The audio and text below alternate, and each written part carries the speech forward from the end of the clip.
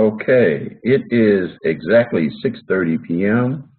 This is Tuesday, February 12th, 2019, and welcome to week 2 of drugs and crime. And as you know, I'm your professor, Richard Wright, and that I'm going to, for the next hour, cover the details of week 2 assignment and discuss some of the issues, and then I'm going to give you a little something special along the way today. As a matter of fact, I'm going to go ahead and share my screen, and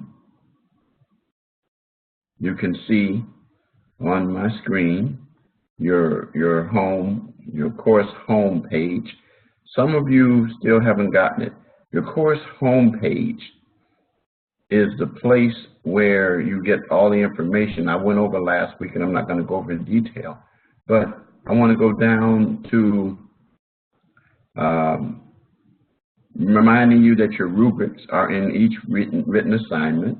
This week you will have a written assignment as well, and you will see the schedule, which in week 2, and lectures are now taking place 6:30 to 7:30 p.m. Central Standard Time. And then you must attend a live lecture or listen to the archive. There's a key word given or phrase that I'll provide for you in order for you to get your points. And last week's lecture was found here.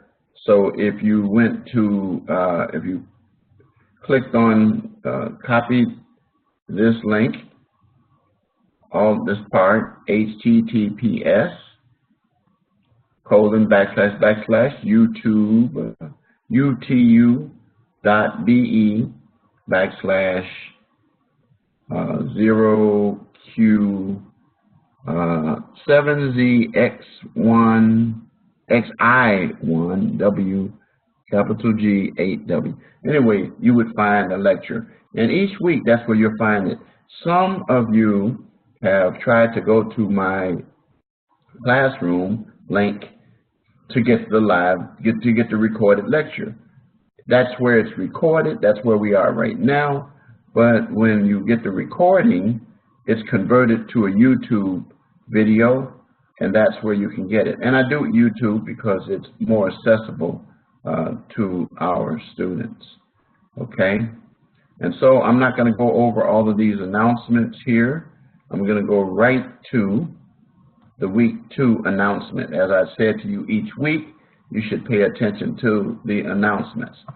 So in the second week, we're going to deal with the history of legislation regulating drug use and abuse. And you were given the PowerPoints for your textbook, Crime and Justice, chapters 5 and 8 of what you're reading, along with the PowerPoints that I provided to help you. And then there are some activities: regulation of drug precursors, regulation of synthetic drugs, Freakonomics of crack dealing, and federal drug activity laws.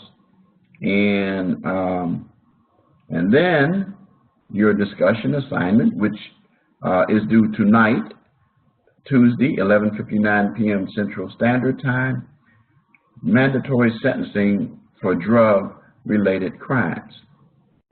Then there's a reply post that is due this Saturday, 11:59 p.m. Central Standard Time. That would be the 16th of February. And then finally, complete the course project, which is your assignment for the week. What is heroin? What is heroin? And interestingly enough, I'm going to share with you something that just broke today. Also, there is a quiz. You want to make sure you complete that quiz. And you complete that, I recommend, on Sunday after you have completed your reading, listening to the lecture, and going over the materials. That way you can maximize. Once you start the quiz, you can't stop it. And then you should be aware that it is due this Sunday, which in this case is the 17th, by 11:59 p.m. Central Standard Time, both the course and the quiz, course project and the quiz, along with making sure that you've given your key word by 11:59 p.m. this Sunday, the 17th. And then my motto, adversity is a springboard to success. I elaborated on that in detail. And so now let's take a quick look at the course calendar. Let's see, let's go to my course tools. Again, the course calendar is important.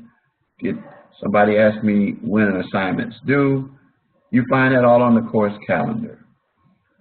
Your reading assignment, if you click on that and open it, it'll tell you the same thing I just told you a few minutes ago. Okay? And then your initial post, the live lecture taking place, your reply post, your course project due the 7th, shows the dates I gave you, and then your quiz. And then, of course, the reason it has 3 check marks under here is because one of them stands for the due date for the live lecture. If you would click on it, let's see. Yeah, live classroom. See, there it is right there. All right. And then the one above it is the quiz. Tells you when that is due. And then, of course, the one above that, it's the course project. What is heroin? Okay, that's the first of your course projects. Okay, and that's your calendar. You should pay close attention to your calendar because it is where all your dates are. Okay, so if you have any questions, that's where you find it. You click on calendar in your course. You can click on it actually at the top, right up above. You see it right here. It says calendar. It will let you see your calendar as well. You don't have the tools. I don't think that I have as well. Okay, so let's close the tools down. Okay, now let's go right to the module itself.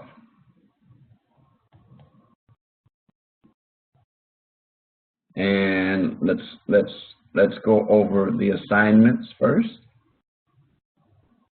Again, it tells you what your first course project is. You remember last week I covered in detail explaining to you that the course projects are weeks 2, 3, 4, and 5. So this is the first one, and you're going to use this fact pattern.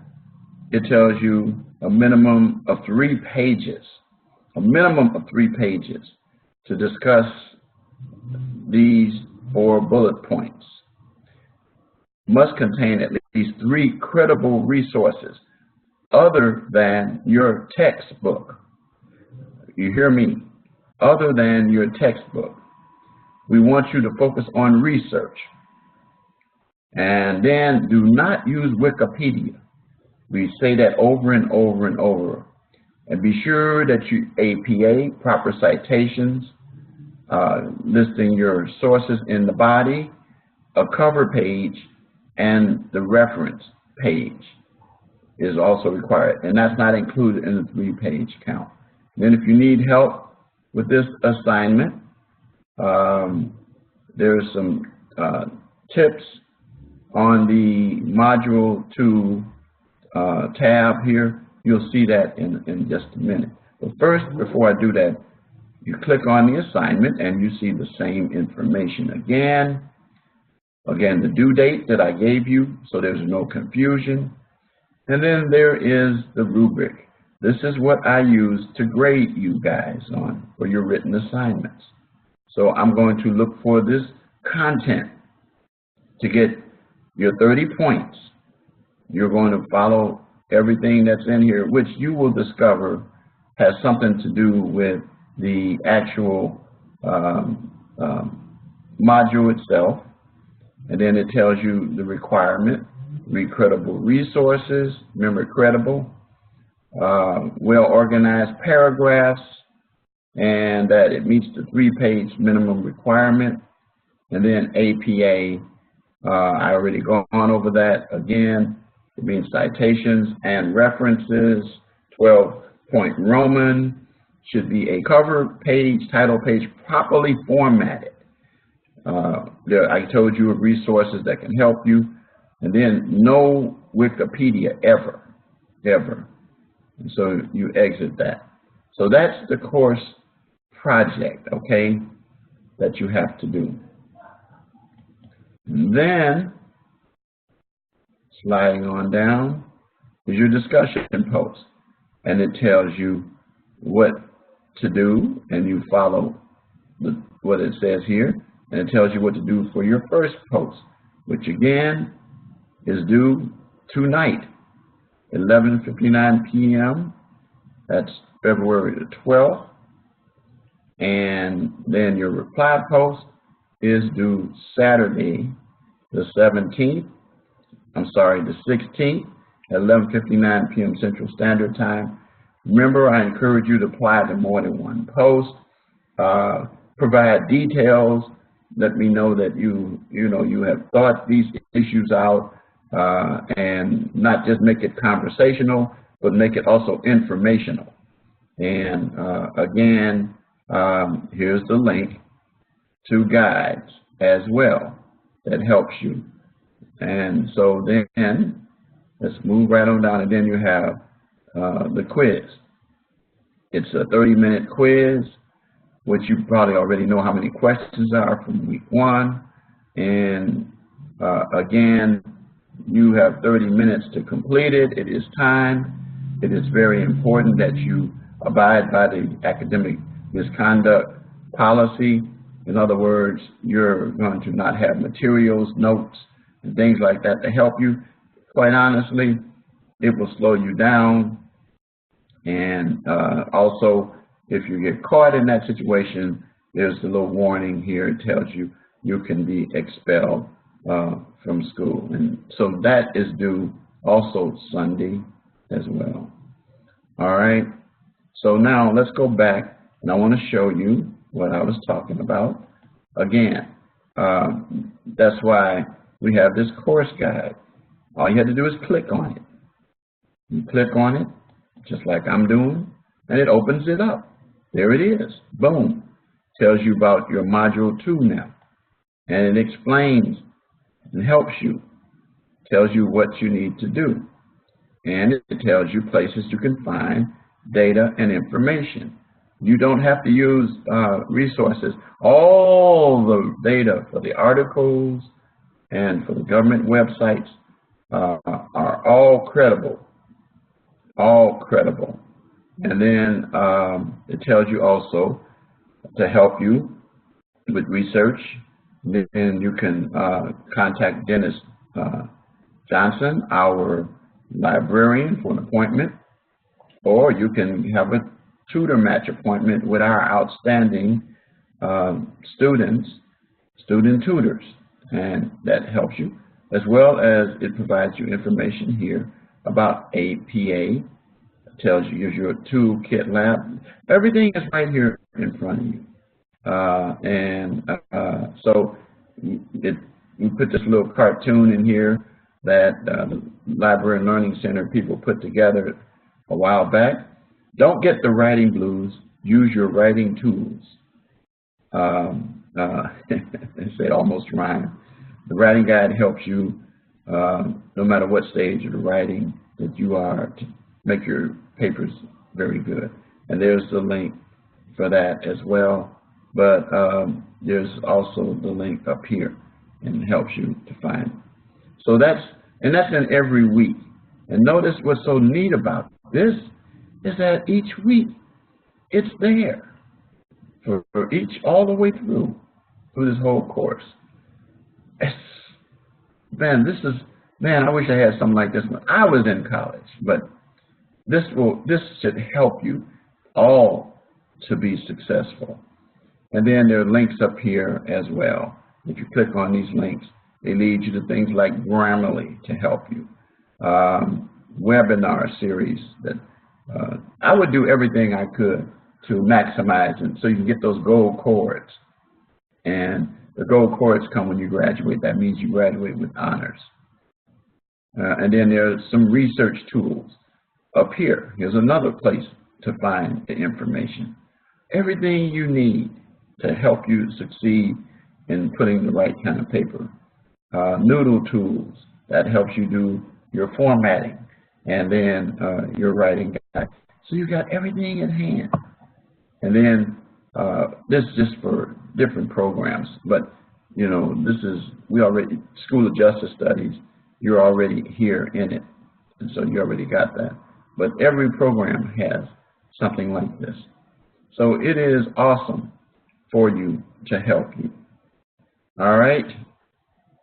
So now let's get into the content.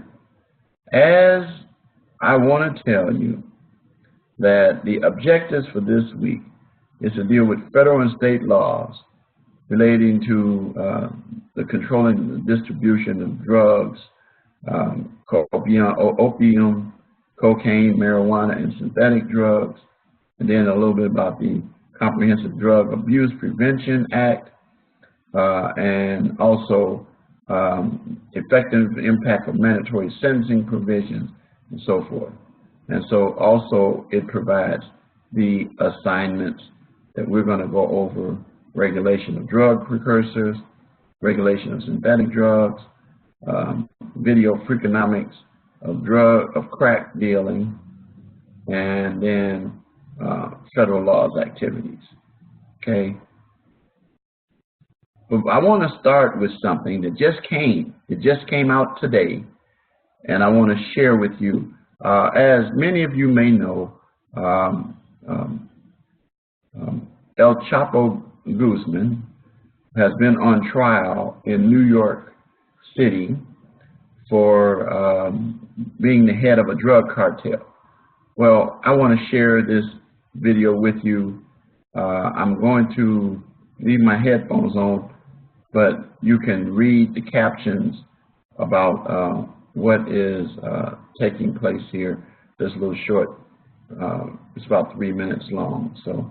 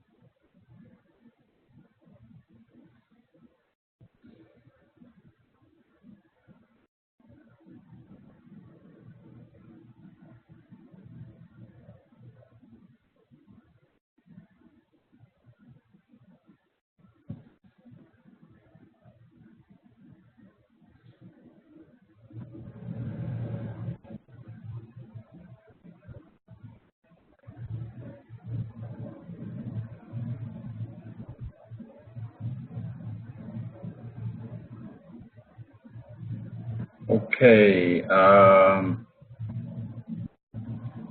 So now, as you can see, here are the details of what happened. CNN reported today, as you already saw, that he was convicted today of look at the money. The courtroom was silent as the verdict was read. Jurors did not look at the defendant, who pocketed nearly $14 billion as the head of a murderous cartel.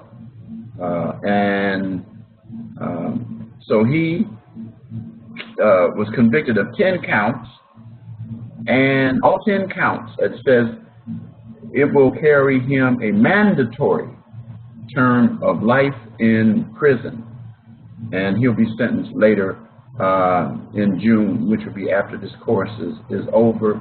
But be aware of that. And the U.S. attorney who prosecuted says it is a sentence of which there is no escape and no return.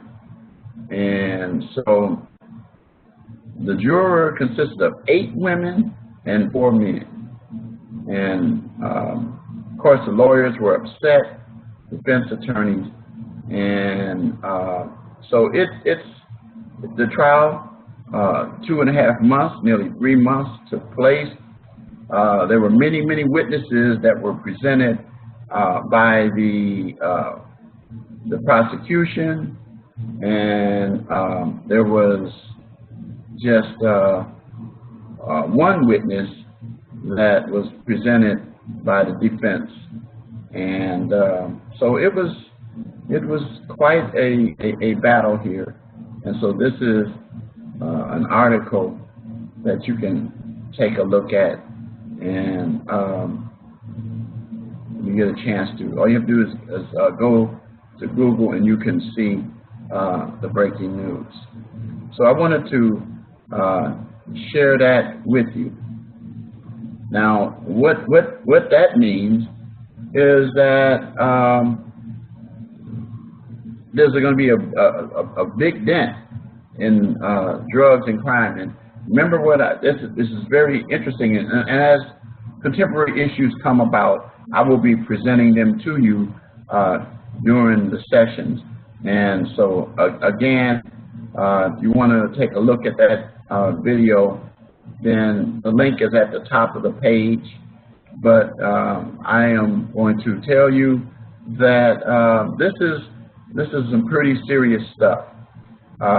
This was one of the bigger cartels that provide, a tremendous high percentage of drugs throughout the United States and other parts of the world. And you see how the cartels, and we'll be talking about that more in the coming weeks, how they operate. So we'll see what the sentence will actually be, but remember I already said it's a mandatory life sentence. Now, they use individuals who worked with him, who what we call flipped on him, to testify against him. And as a result of that, they were able to convict him. One of the young men, I can't remember his name, was, there were twins from Chicago that have been involved with him as his generals or soldiers or whatever you want to call them, all the way from the time they were young kids. And they got caught, and then they agreed to wear wires, and then of course one of them testified in this. And it's clear that what's going to happen with those individuals, by the way, those individuals are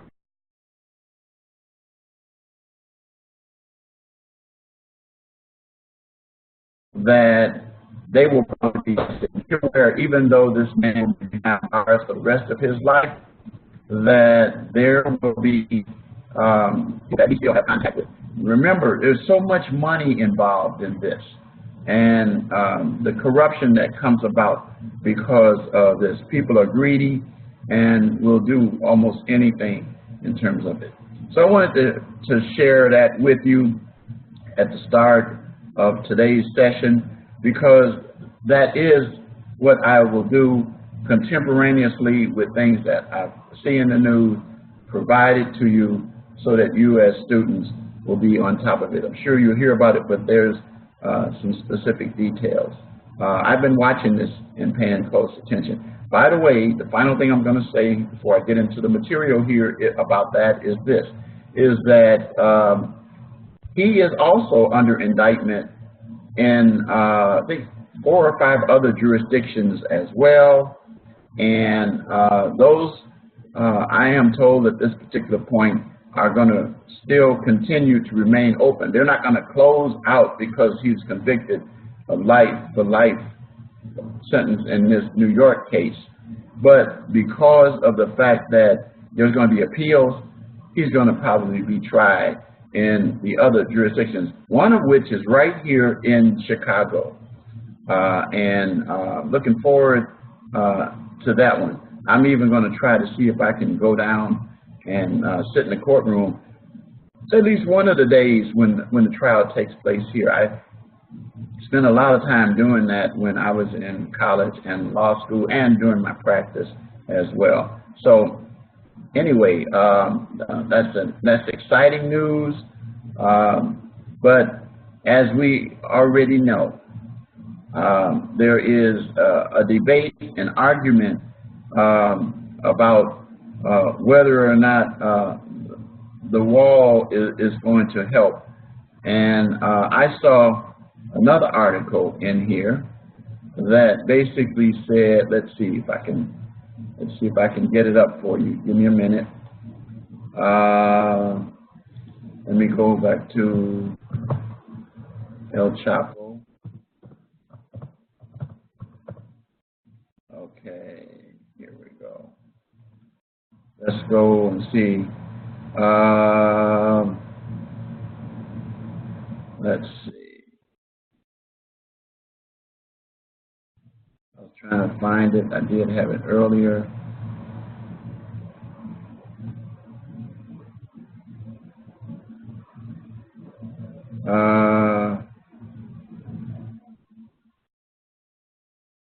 Let's see. Some more facts on him. Let me see. He's found guilty on all counts.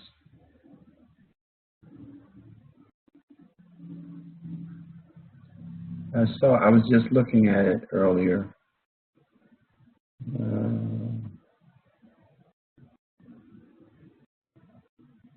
Maybe it's up here.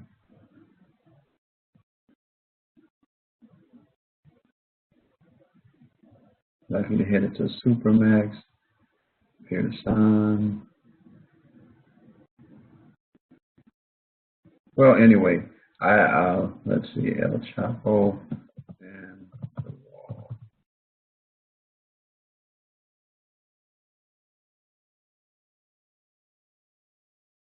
Anyway, I can't find it. But anyway, there's already some indication that even with the wall that's being argued, that's not going to do it, because as has already been presented, is that there is a issue that says that these people that came through and these drugs from these cartels come through the checkpoints, not the walls themselves. And so that's why there's some debate going on even right now as we speak. There is a bill pending, waiting for the president to sign, that provides more money for border security. And that's what we need in terms of more law enforcement people. Anyway, you can discover that over time. So let's talk about the regulation of drugs. It says dealing with drugs like marijuana, cocaine, and heroin, they come from plants.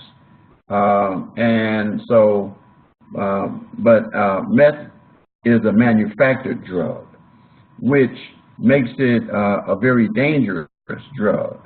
And the process that is used using common household chemicals and items, paint thinner, acetone, ammonia, iodine crystals, drain cleaner even, battery acid, lithium taken from batteries, and other things that are extremely dangerous can also have something to do with providing methamphetamines. So methamphetamines are extremely easy to produce, and there are labs all over the place. And so there's some that have exploded. There are houses where people have done this, and it's part of the problem that fighting the battle, in addition to what I was talking about a few minutes ago, dealing with heroin and other items from the drug cartel. These are produced here in this country, and the federal government has passed laws to combat methamphetamine because it is an epidemic, because people are dying, losing their minds, losing their all their lives, become the walking dead, and you know, they're using all kinds of things. So basically what it is, I call it a gumbo or soup of common items mixed together that create a drug that is extremely addictive as well. And it also points out here what I just said a few minutes ago. It says that the Mexican drug trafficking organizations have become the primary manufacturers and distributors of methamphetamine to cities throughout the United States. And that is like people that we just got to talking about, El Chapo. So put it together, we have a lot of serious problems on our hands. Look to think about it. It says, has your state passed laws restricting the purchase of these items? And if you notice that when you go to drugstores now, there's a lot of things that used to be you can get them off of the shelf, but now you have to go get them over the counter.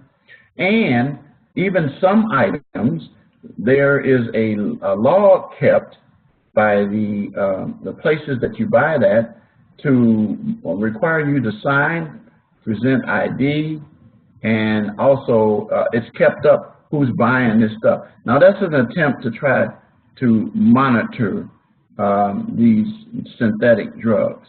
But let's look at what we're talking about here. I mean, there are so many, and they seep through the laws themselves. Law enforcement closes one place and they open up another place. So look at this. Synthetic cannabinoids are chemical compounds created in labs and sold as legal alternatives to marijuana. As you and I already know, marijuana is heading toward legalization all over the United States. Several states have passed the legislation allowing use legally. However, you should be aware that on the federal level, there is still illegal. Many legislators are trying to, what they're doing is they want to legalize this drug so that they can take it out of the hands of the cartels, the black market, and so forth. However, though, the issue here is that the items, and they'll be regulated and controlled, and individuals will not just be able to get an unlimited supply of these things. So because it says here these drugs are created illegal, the ones I'm talking about, the synthetic cannabinoids, the ingredients are not known to the user. In other words, You know, as you buy things, you should know what they consist of, what they're made up of, and let you know what the effects are. Well, these synthetic cannabinoids don't provide you with those kind of things. They have all kind of street names like K2 and Spice, and sold in stores and on the internet. And they said that many are created in Asia and smuggled into the United States. But there are some here. There are some. And it says, in some situations, the chemical property can't be detected in drug screens or even in urinalysis. Wow, that's something. So in other words, people can be using it and you can't even detect that. And the way you detect it and find out about it oftentimes is when a person ends up getting addicted to it and they begin to abuse it, and they maybe get sick, or either they'll die, one or the other. It says many state public health and poison centers issue warnings about the adverse effect of these items. But how many of you already know that because when a person is addicted, they don't read those kind of things. They just want to get the drugs themselves. And so, again, there are laws being passed all over the place. But as I have said before, the laws can be passed forever. You can pass more and more and more laws, such as the Synthetic Drug Abuse Prevention Act, which says it permanently places 26 synthetic and cannabinoids and cathodes into Schedule 1, as you already know what that is, of the CSA, or Controlled Substance Act. And then others, and 43 of our states of the 50 have taken action to control one of these. And so the bottom line is that we still are caught in an epidemic because people are using these things. And look at these things, look at the picture of it here. You can see they look like candy. Even kids can end up getting.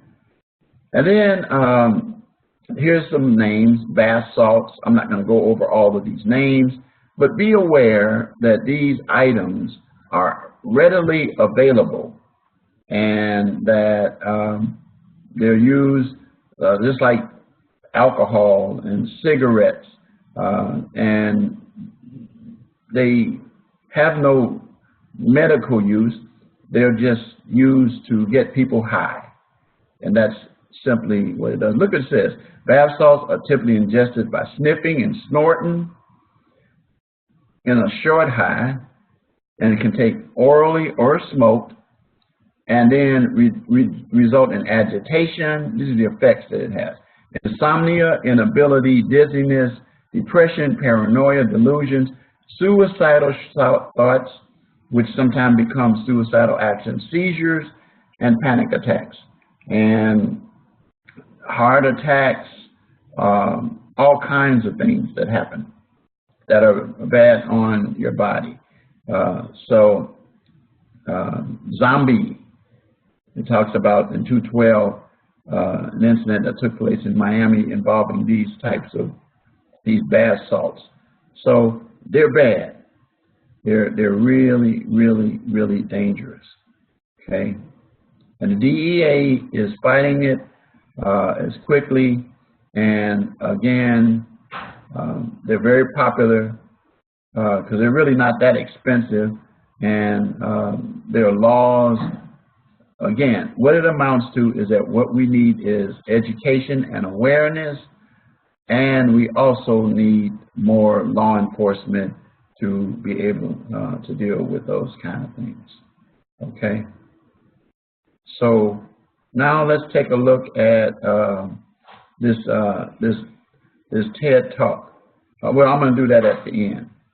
But what I want to do is first go to the drug law activities, and then you can do those yourself, where you can go over these questions to discuss regulation of drugs and so forth, and then you provide your answer, and then review each flashcard. So I'm not going to do that, but you can do that. All right, so now let's go to this TED Talk, which I'm going to put the, it's about 20 minutes, so might go a little bit over. I want to put the closed caption on.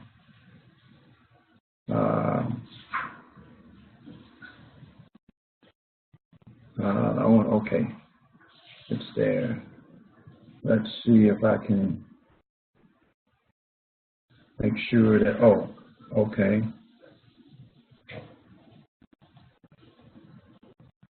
All right. Okay, now, so let's go to, I'm going to take this headset off. And this is going to be something that you're going to find very interesting. So let me take this out, and you can listen to that.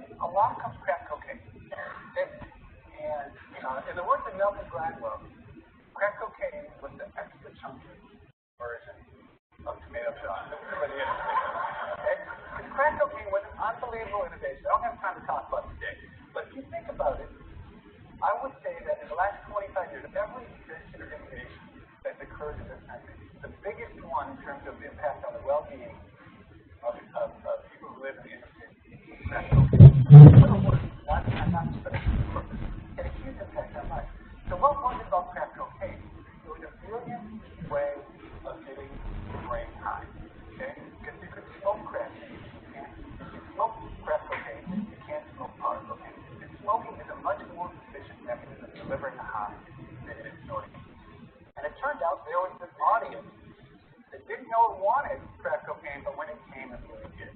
And it was a perfect drug to sell for, buy the cocaine that was for $1, sell it for $5, highly addictive.